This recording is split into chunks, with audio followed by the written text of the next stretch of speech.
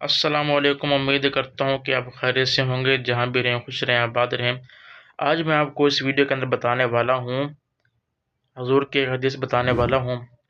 حضور نبی کریم صلی اللہ علیہ وسلم نے ارشاد فرمایا، ہر وہ کام جو بسم اللہ کے بغیر شروع کیا جائے، یعنی کہ اس کی ابتدا میں بسم اللہ نہ پڑھی جائے، تو وہ برکت سے خالی ہوتا ہے۔ اس کام کے اندر برکت نہیں ہوتی، برکت نہیں رہتی اس کام کے اندر۔ تو ہمیں چاہیے کہ جب بھی ہم کوئی جائز کام کریں تو اس سے قبل ہمیں بسم اللہ شریف پڑھنی چاہیے، ٹھیک ہے؟ جو بھی اپنا جائز کام کرنا ہے، آپ کھانا کھا رہے ہیں، آپ نے پانی پینا تو بسم اللہ شریف پڑھیں۔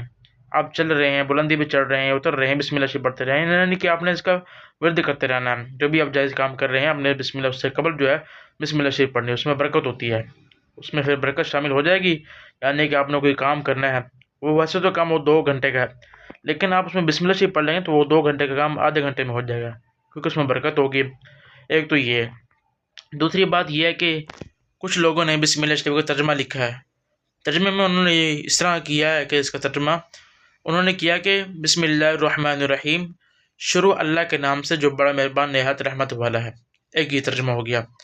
دوسرا ترجمہ یہ ہے، اللہ کے نام سے شروع جو بڑا مہربان نہایت رحمت والا ہے۔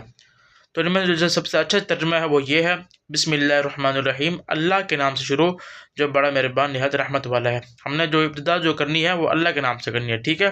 بس یہیں تک، شکریہ۔